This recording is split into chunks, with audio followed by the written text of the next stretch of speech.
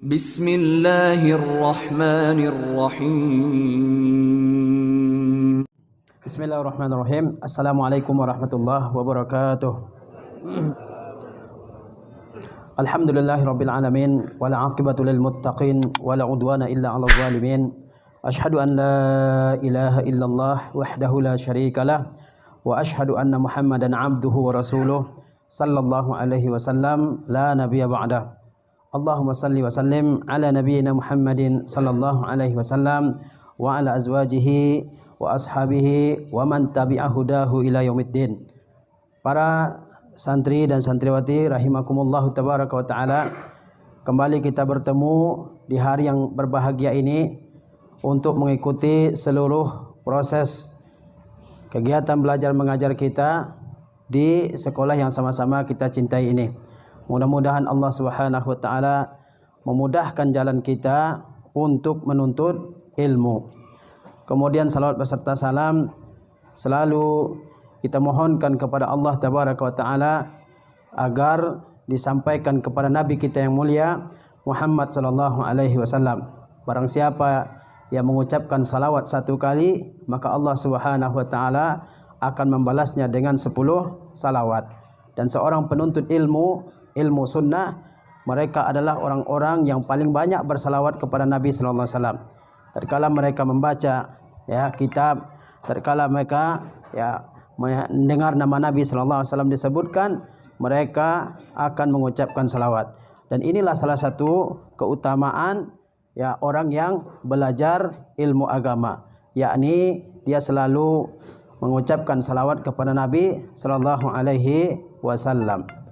Para santri dan santriwati yang dirahmati oleh Allah Tabaraka wa taala, pada pagi hari yang berbahagia ini Ustaz akan menyampaikan 10 hal penting yang harus diperhatikan oleh seorang penuntut ilmu. 10 hal penting yang harus diperhatikan betul-betul oleh seseorang yang disebut dengan talibul ilmi, oleh seorang yang disebut dengan penuntut ilmu. Yang pertama adalah al-ikhlasu lillahi ta'ala, yaitu di dalam menuntut ilmu seseorang mesti mengikhlaskan, memurnikan niatnya karena Allah Tabaraka wa ta'ala. Karena menuntut ilmu ini merupakan ibadah, dan ibadah itu tidak akan diterima oleh Allah Subhanahu wa ta'ala kecuali apabila ia dikerjakan dengan ikhlas.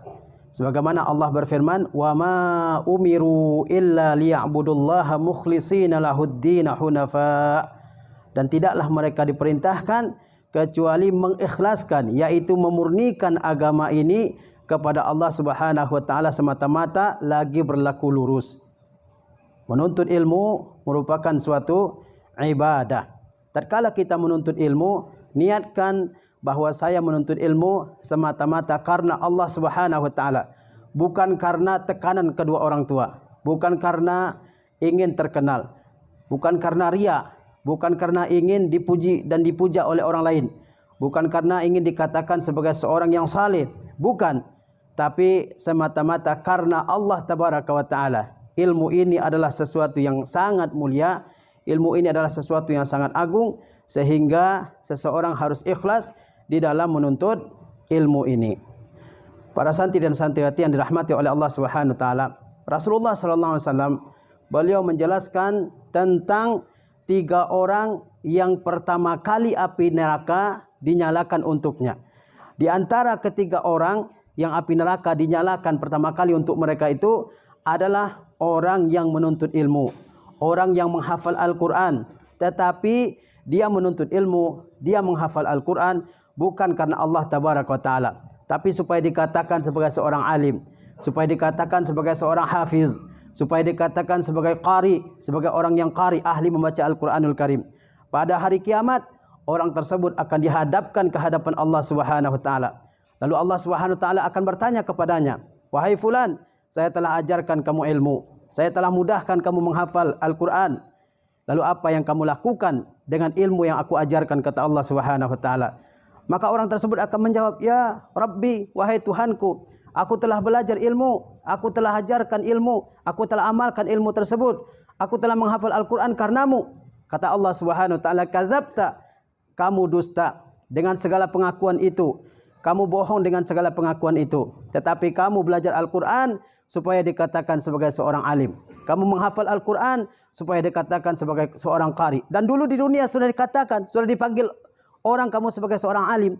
Sudah dipanggil sebagai seorang qari, orang yang pandai dan mahir dalam membaca Al-Quran. Kemudian orang tersebut diseret wajahnya ke dalam neraka. Maka kita mesti benar-benar menjaga niat di dalam menuntut ilmu ini. Harus ikhlas. Ikhlas itu murni, jernih, bersih, seperti air yang sangat jernih, ya. Sehingga dikatakan khalis. Khalis artinya yang sangat bersih, yang sangat jernih. Tidak ada campuran-campuran lain di dalamnya. Begitulah hendaknya kita di dalam menuntut ilmu. Al-Imam Ahmad rahimahullah taala, beliau pernah ditanya, "Wahai Imam, bagaimana niat yang benar dalam menuntut ilmu?" Maka kata Imam Ahmad rahimahullah taala, ketika kamu menuntut ilmu, niatkanlah bahwa saya menuntut ilmu itu karena ingin raf'ul jahli, mengangkat kebodohan, menghilangkan kebodohan dari diri saya. Itu di antara bentuk niat yang ikhlas. Yaitu tatkala kita menuntut ilmu, niatkanlah bahwa kita menuntut ilmu supaya hilang sifat jahil dalam diri kita terhadap agama ini. Tidak ada orang yang senang dipanggil sebagai seorang yang jahil, sebagai seorang yang tidak mengetahui agama. Tidak ada. Semuanya senang kalau dipanggil orang yang tahu agama. Karena itu di dalam menuntut agama, ya, menuntut ilmu agama ini, perhatikanlah niat yang ikhlas supaya kita mendapatkan pahala dan ganjaran dari sisi Allah Subhanahu wa taala. Hal yang kedua yang harus diperhatikan dalam menuntut ilmu ini adalah as-sabru, bersabar di dalam menuntut ilmu ini. Bersabar di dalam mempelajari ilmu agama ini. Allah berfirman, "Ya ayyuhallazina amanu sabiru wasabiru." Wahai orang-orang yang beriman, bersabarlah kalian dan saling menyabarkanlah kalian antara satu dengan yang lain. Perlu kesabaran di dalam memahami suatu materi pelajaran, perlu kesabaran. Terkadang materinya berat, ya, perlu fokus dari kita semua, maka itu memerlukan kesabaran. Di dalam menghafal pelajaran, ada pelajaran yang wajib dihafal. Terkadang kita telah ulang 10 kali, 15 kali, belum juga hafal. Maka di saat itu perlu kesabaran. Begitu juga di dalam memurajaah Al-Quran. Antum perlu memurajaah 50 kali, 60 kali, 100 kali, enggak apa-apa. Setiap huruf yang antum baca mendapatkan pahala. Bayangkan kalau setiap hari kita memurajaah hafalan kita 100 kali. Berapa huruf yang terdapat dalam surat yang kita baca, yang kita ulangi. Mungkin ada ratusan bahkan ribuan huruf. Masya Allah betapa banyak pahala yang kita dapatkan. Maka kita perlu bersabar. Begitu juga dalam menghadapi guru kita. Guru macam-macam sebagaimana manusia. Jangan dibayangkan guru itu adalah malaikat yang enggak pernah salah. Jangan dibayangkan guru itu adalah orang yang suci. Tidak. Namanya manusia, ada kesalahannya, ada kekurangannya. Harus bersabar dalam menghadapi guru. Ada guru yang tenang, ada guru yang suka emosi dan seterusnya. Ini harus kita bersikap sabar. Begitu juga dengan teman-teman kita. Ada teman yang usil, ada teman yang jahil, ya, ada teman yang suka mengganggu. Maka kita harus bersabar menghadapi semua itu. Ya ayyuhallazina amanu sabiru wasabiru.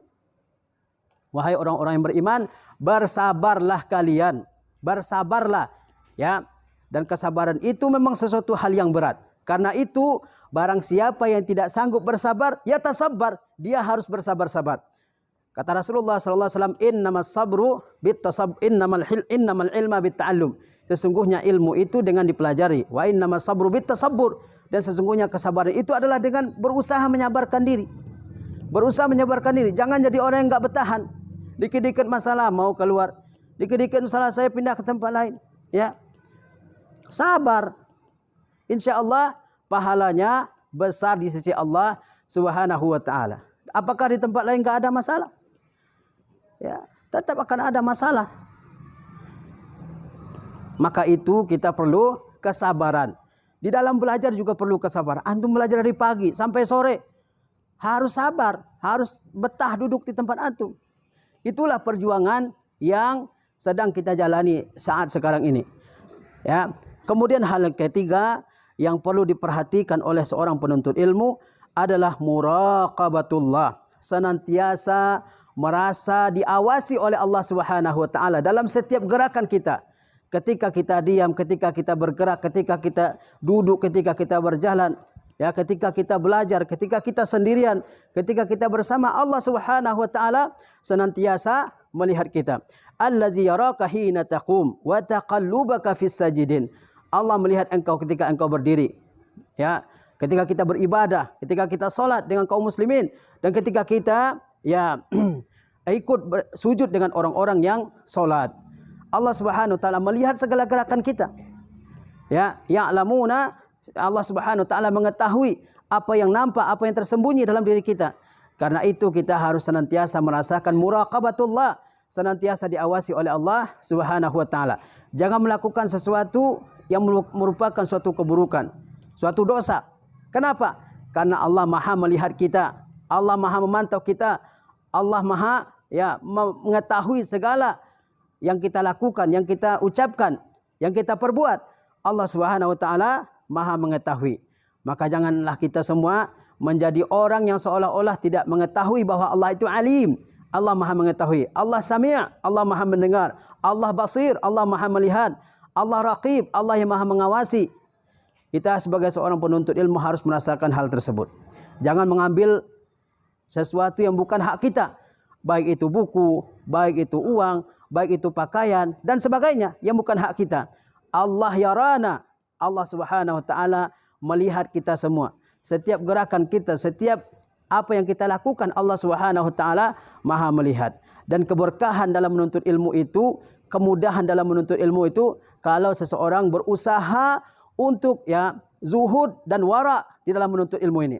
Saya kisahkan satu kisah. Ada seorang imam besar, Abdullah ibnu Mubarak. Beliau pernah menuntut ilmu di Damaskus, di Syria zaman sekarang ini. Kemudian setelah selesai menuntut ilmu di Damaskus, beliau pulang ke Marwazi, daerah yang sangat jauh. Tetapi ketika sampai di Marwazi, beliau periksa sakunya. Ternyata di sakunya ada pulpen yang dipinjamnya dari temannya sesama penuntut ilmu ketika di Damaskus. Beliau terkejut, lupa mengembalikan pulpen tersebut. Maka beliau kembali ke Damaskus untuk mengembalikan satu pulpen. Ya, untuk mengembalikan apa? Satu pulpen. Ini pelajaran bagi kita semua. Jangan memakai barang orang seenaknya. Entah itu buku, entah itu sepatu, entah itu baju. Apalagi hal-hal yang benar-benar diharamkan di dalam agama kita. Itu dia lupa, tapi beliau berusaha untuk mengembalikannya. Bagaimana kalau orang sengaja memakai barang orang? Ya, bagaimana kalau seorang sengaja memanfaatkan barang orang lain? Ini tidak boleh. Ini tidak dibolehkan. Ya, kita harus merasakan bahwa Allah memantau kita, mengawasi kita. Kemudian hal yang keempat adalah hifzul waqti, menjaga waktu dalam menuntut ilmu ini. Jangan banyak bermain-mainnya. Waktu kita menuntut ilmu tidak banyak. Ya, di antara antum ada yang full day, yang bolak-balik ke rumah. Betapa banyak waktu yang dihabiskan untuk bolak-balik ke rumah. Maka waktu yang tersedia ini jangan disia-siakan. Jangan banyak mainnya. Jangan banyak keluar kelas. Manfaatkan waktu tersebut.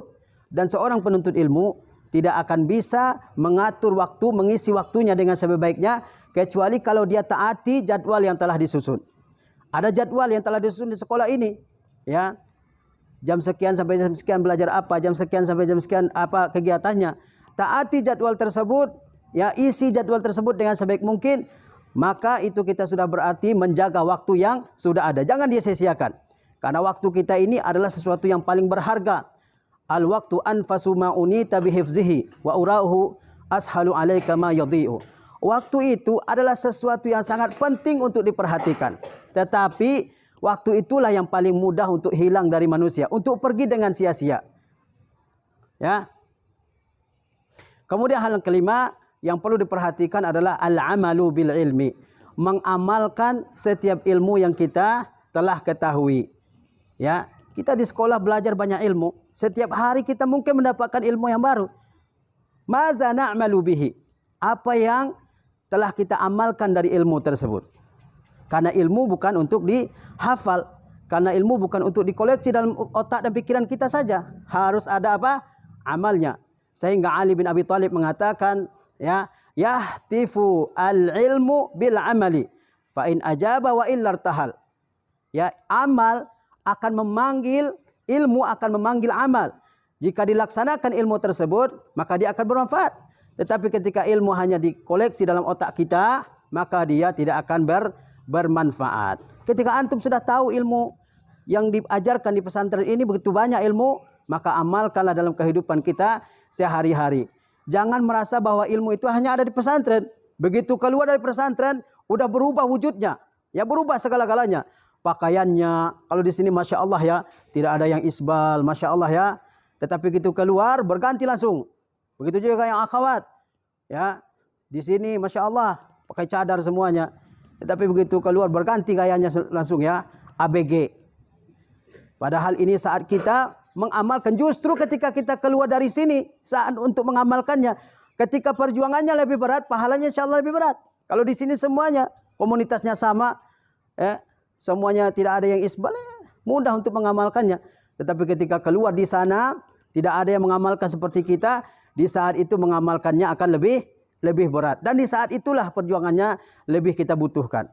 Ya, janganlah kita menjadi orang yang sebatas menghafal ilmu, tidak mengamalkannya. Ibnu Mas'ud mengatakan ta'allamu, summa summa a'malu bima alimtu. Atau kama qala radhiyallahu taala anhu. Belajarlah kalian ilmu agama ini. Belajarlah kalian ilmu agama ini. Kemudian amalkan apa yang telah kalian ketahui. Kemudian amalkan apa yang telah kalian ketahui. Jangan dikoleksi saja, amalkan sesuai kesanggupan kita. Allah Subhanahu wa taala tidak membebani kita ya di luar atau lebih dari kemampuan yang ada pada kita. Kemudian di dalam menuntut ilmu ini perlu kepada ar-rafiqus salih, perlu kepada teman yang baik, perlu kepada teman yang salih, yang kalau kita semangat dia mendukung kita. Kalau kita lagi loyo dalam menuntut ilmu, enggak semangat, futur dalam menuntut ilmu, dia membangkitkan kembali semangat kita ini. Rasulullah SAW bersabda, la tusahib illa mu'minan. Janganlah kamu berteman kecuali dengan seorang mukmin. Wala ya'kul ta'amaka illa taqi. Dan janganlah makananmu dimakan kecuali oleh orang yang bertakwa. Kalau makanan kita diberikan kepada orang fajir, orang yang suka berbuat dosa, maka ya tenaga yang dihasilkan dari makanan tersebut akan dia gunakan untuk berbuat dosa. Jangan memberikan makanan kepada orang yang tidak bertakwa kepada Allah SWT, tetapi kepada orang yang bertakwa. Bertemanlah kamu dengan orang mukmin. Orang mukmin akan membawa pengaruh yang baik terhadap dirimu. Ya, siapapun yang berteman dengan orang lain pasti dia terpengaruh dengan temannya. Ya, antum berteman dengan orang saleh, insyaallah orang saleh akan mengajak kalian sholat, mengajak kalian tilawah Al-Quran, mengajak kalian mengaji ilmu, ya, mengajak kalian taat kepada kedua orang tua, menghilangkan sifat malas dari kalian. Tapi kalau orang malas yang kita temani, ya dia akan mengajak kepada kemalasannya. Ya, kalau diajak belajar misalnya, nanti aja, ya, masih banyak waktunya. Itu berteman dengan orang yang malas. Maka carilah teman-teman yang baik di sini dan di luar sana. Apalagi di luar sana, ya. Banyak teman-teman yang tidak sholat. Antum lihat sendiri, ya kan? Ketika kita berangkat ke masjid, ada anak-anak yang seusia kalian enggak sholat. Apakah dia akan sholat di rumahnya? Sedangkan di masjid, di dekat masjid saja dia enggak sholat. Ya. Karena itu pilihlah teman yang baik. Pilihlah teman yang baik. Teman yang baik akan membawa pengaruh yang baik bagi kita. Dan teman yang buruk akan membawa pengaruh yang buruk bagi kita semua. Ya. Karena itu dikatakan dalam sebuah pepatah Arab, as-sahibu sahib. Teman itu akan menarik. Teman yang baik akan menarik temannya ke dalam kebaikan. Teman yang buruk akan menarik temannya ke dalam keburukan. Yang lain mengatakan jaruka jaruka. Orang yang dekat denganmu, dia akan menarik kamu. Orang yang dekat denganmu, dia akan menarikmu. Siapa teman kita? Karena itu kata Rasulullah SAW, ya kan? Almar'u ala dini khalilihi. Seseorang itu tergantung kepada agama temannya. Falyanzur ahadukum man yukhalil. Maka hendaklah masing-masing orang memperhatikan siapa yang dia jadikan teman. Ya, siapa yang dijadikan teman. Kalau kita lihat orang-orang yang rusak dalam kehidupan ini, yang melanggar hukum, jadi penjahat, ya. Kalau ditanya, kenapa kamu jadi penjahat? Apa jawabannya? Karena teman saya dulu begini, teman saya dulu begini. Ya, saya jadi maling karena dulu saya punya teman suka mencuri. Saya jadi pemakai narkoba karena dulu punya teman pemakai narkoba. Dan semuanya karena teman. Karena itulah penting bagi kita untuk mencari teman yang baik. Supaya kehidupan kita ini lurus. Supaya kehidupan kita ini berada di atas jalan yang lurus. bukan jalan yang menyimpang, ya. Kalau orang sudah rusak, sangat susah diperbaiki. Antum sekarang ini berada di atas jalan yang lurus, di atas jalan yang benar, maka harus dipertahankan. Kalau sudah coba-coba masuk ke dalam hal-hal yang diharamkan oleh Allah SWT, susah untuk kembali, ya. Susah untuk kembali. Kemudian hal ketujuh yang perlu diperhatikan adalah al-inayatu bil kutub, memperhatikan buku-buku yang antum pelajari. Buku dipelihara, dijaga, jangan diletakkan di dalam kelas. Emang siapa yang baca di dalam kelas? Hantu yang baca?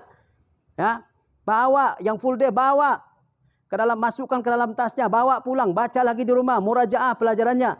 Yang tinggal di asrama jangan diletakkan dalam laci bukunya, bawa ke asrama, letakkan dalam lemari yang jelas, supaya ketika antum memerlukan buku itu, ya, antum segera menemukannya, menghemat sekian banyak waktu.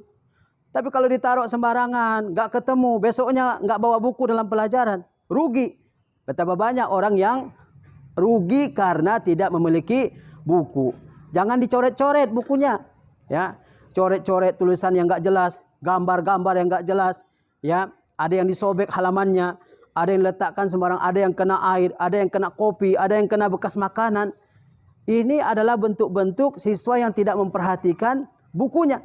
Padahal buku itu punya harga tersendiri, punya kemuliaan tersendiri, punya kehormatan tersendiri yang harus dijaga. Buku adalah sumber ilmu, karena itu dia harus dijaga dengan sebaik mungkin. Pada zaman dahulu dikisahkan oleh seorang syekh, ada seorang, ya, pelajar, dia meminjam buku dari pelajar yang lain. Tetapi ketika dia baca buku tersebut, dia letakkan mangkok yang berisi makanan di atas buku itu. Sehingga buku itu penuh dengan apa? Dengan minyak, dengan sisa makanan, sisa nasi, ya kan, sisa sambal dan sebagainya di buku tersebut. Ketika dikembalikan dan dia meminjam lagi buku yang lain, maka yang meminjamkan mengirim buku dan mangkok. Mengirimkan apa? Mengirimkan buku dan mangkok. Lalu yang meminjam buku ini heran, lah kan saya minjam buku, kenapa saya dipinjamkan mangkok juga? Lalu kata yang meminjamkan apa? Buku ini untuk kamu baca, sementara mangkok ini untuk meletakkan makananmu, ya kan? Jangan mangkok diletakkan, jangan makanan diletakkan di atas buku. Jangan dikotori buku itu adalah ilmu. Jangan dicoret-coret, itu adalah ilmu. Begitu juga kalau ada faedah-faedah dari guru, tambahan-tambahan ilmu dari guru, catat di tempat yang jelas. Jangan catat di sembarangan.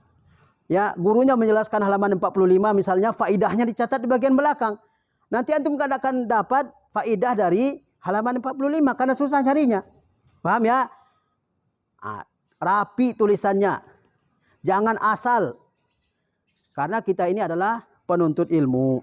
Kemudian hal yang kedelapan yang harus diperhatikan oleh seorang penuntut ilmu adalah al-iksar minad du'a, memperbanyak doa. Ya, mohon kepada Allah Subhanahu wa taala, memelas kepada Allah Subhanahu wa taala agar diberikan ilmu yang bermanfaat. Allah Subhanahu wa taala tidak memerintahkan nabinya yang mulia Muhammad sallallahu alaihi wasallam untuk meminta tambahan dalam hal-hal lain selain apa? Selain ilmu. Hanya ilmu. Kata Allah kepada nabinya, wa qur rabbi zidni ilma. Katakanlah wahai Muhammad sallallahu alaihi wasallam, wahai Rabbku, tambahkanlah ilmuku. Allah tidak mengajarkan nabinya untuk meminta tambahan harta, untuk meminta tambahan pengikut, untuk meminta tambahan kemuliaan, untuk meminta tambahan kepopuleran, tidak. Yang Allah perintahkan kepada nabinya adalah untuk meminta tambahan apa? Tambahan ilmu. Maka kita juga seorang penuntut ilmu harus senantiasa berdoa. Manfaatkan waktu-waktu mustajab. Seperti antara azan dan iqamah, itu waktu mustajab, antum manfaatkan untuk berdoa. Masih banyak yang ikhwan ya, yang bercanda ketika apa? Antara azan dan iqamah waktunya panjang, mungkin ada 3 menit, 4 menit. Antum bisa berdoa kepada Allah Subhanahu wa taala. Mohonkan kepada Allah kebaikan dunia dan akhirat. Mohonkan agar orang tua kalian dirahmati oleh Allah dan diampuni kalau yang sudah meninggal. Dan mohonkan kepada Allah kebaikan dunia dan akhirat. Mohonkan kepada Allah Subhanahu wa taala agar diberikan ilmu yang bermanfaat. Bukankah Nabi kita selalu berdoa setiap pagi dengan doa apa? Allahumma inni as'aluka ilman nafi'an wa rizqan thayyiban wa amalan mutaqabbalan. Doa ini senantiasa dibaca oleh Nabi SAW setiap pagi. Nabi yang mengaplikasikan apa yang diperintahkan oleh Allah SWT. Allah perintahkan Nabi untuk memohon tambahan ilmu, dan Nabi memang selalu memohon kepada Allah SWT ilmu, dan ilmu yang dimohonkan oleh beliau adalah ilmu yang bermanfaat. Dan ilmu yang bermanfaat itu adalah ilmu yang diamalkan. Sehingga dikatakan al-ilmu ma nafa la ma yuhfaz. Ilmu itu adalah yang bermanfaat, bukan yang dihafal ya. Kemudian hal yang kesembilan, at-ta'addub ma'al muallim. Beradab dengan guru.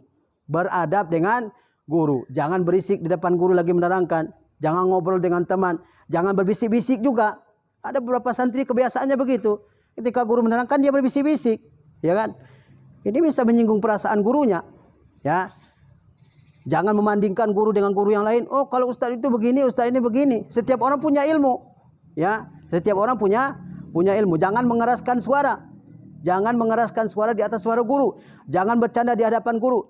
Bahkan mengedipkan mata ke orang lain, ya, dengan maksud mengejek guru tersebut, itu adalah hal yang tidak dibolehkan bagi penuntut ilmu. Jangan mendesaknya dengan pertanyaan ketika guru sudah tidak bisa menjawabnya misalnya, ya. Jangan mendesaknya. Jangan menggibah orang lain di hadapan guru. Jangan menggibah orang lain di hadapan guru. Dan banyak lagi adab-adab yang mesti dijaga oleh seorang penuntut ilmu di hadapan gurunya. Jangan mencari-cari kesalahan guru. Pada zaman dahulu ada seorang penuntut ilmu yang sebelum berangkat ke majlis syekhnya, dia bersedekah di jalanan kepada orang-orang fakir.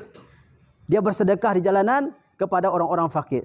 Kemudian dia berdoa, "Ya Allah, janganlah engkau perlihatkan aib guruku di hadapanku, dan janganlah engkau hilangkan berkah ilmu guruku terhadap diriku." Jangan mencari-cari kesalahan guru, ya. Jangan mencari-cari kesalahan guru kita. Yang namanya manusia, ada aja kesalahannya. Maka kita berdoa kepada Allah, jangan nampakkan aib guruku di hadapanku, dan jangan hilangkan berkah ilmunya dariku, ya. Kemudian yang terakhir adalah sabat fi talabil ilmi. Perlu keteguhan di dalam menuntut ilmu ini. Perlu keteguhan dalam menuntut ilmu ini, ya. Seorang sahabat pernah berkata kepada Rasulullah SAW, "Ya Rasulullah, qul li fil islami qawlan la as'alu anhu ahadan ghairaka." Kata seorang sahabat, "Wahai Rasulullah, ucapkanlah kepadaku suatu ucapan. Saya tidak akan bertanya kepada orang lain setelah aku bertanya kepada engkau." Apa kata Rasulullah SAW? "Qul amantu billah summa istaqim." Katakanlah, saya beriman kepada Allah, kemudian istiqamahlah engkau. Mesti istiqamah dalam menuntut ilmu ini, ya. Jangan menuntut ilmu 3 tahun, selesai dari MTS merasa ilmunya sudah banyak, pergi ke tempat lain. Banyak yang tamat MTS yang menyesal akhirnya. Dulu saya punya hafalan sekian, sekarang sudah nggak ada lagi. Baru beberapa bulan, ya. Dulu di sini alhamdulillah tidak ikhtilat antara ikhwan dan akhwat di sekolah-sekolah umum, ya. Campur baur semuanya, bahkan duduk berdampingan laki-laki dan perempuan. Apa yang tidak terjadi setelah itu, ya. Perlu keteguhan dalam menuntut ilmu ini. Mungkin antum setelah di sini merasa ilmunya sudah cukup, belum. Yang kita pelajari adalah dasar-dasar. Ya, selama 3 tahun apa yang kita dapatkan? Dasar-dasar. Maka perlu kita lanjutkan masirah ilmiah, pelajaran menuntut ilmu ini. Jangan kira sudah cukup, dan orang tua jangan berpikir, "Oh, anak saya sudah tamat 3 tahun belajarnya. Sudah banyak ilmu yang didapatkannya." Ya, belum. Mungkin baru kulit-kulitnya yang kita pelajari. Masih ada ilmu-ilmu yang perlu kita pelajari. Tentang hukum sholat saja, apakah semua hukum sholat sudah kita pelajari? Belum. Yang diajarkan adalah yang sesuai dengan umur antum. Masih banyak ilmu-ilmu lain yang perlu kita pelajari. Karena itu perlu sabat, perlu keteguhan dalam menuntut ilmu ini. Jangan berhenti menuntut ilmu ini. Tak kala orang berhenti menuntut ilmu, maka disitulah setan datang untuk menyesatkannya. Selama orang menuntut ilmu, selama orang berteman dengan para penuntut ilmu, dengan ulama, maka setan tidak akan mudah menyesatkannya. Tetapi ketika dia sudah lupa dengan majlis ilmu, lupa dengan madrasah, maka saat itu setan akan sangat mudah untuk menyesatkannya. Sangat mudah untuk menggodanya dan menceburkannya ke dalam maksiat. Karena itu jangan pernah, ya, berhenti menuntut ilmu. Imam Ahmad rahimahullah taala, ya, beliau mengatakan, ya, di akhir hidupnya orang melihat beliau masih memegang pulpen dan kitab. Ini udah tua Imam Ahmad. Kata orang tersebut, "Wahai Imam, apakah engkau masih memegang pulpen, masih memegang buku di umur yang sekian?"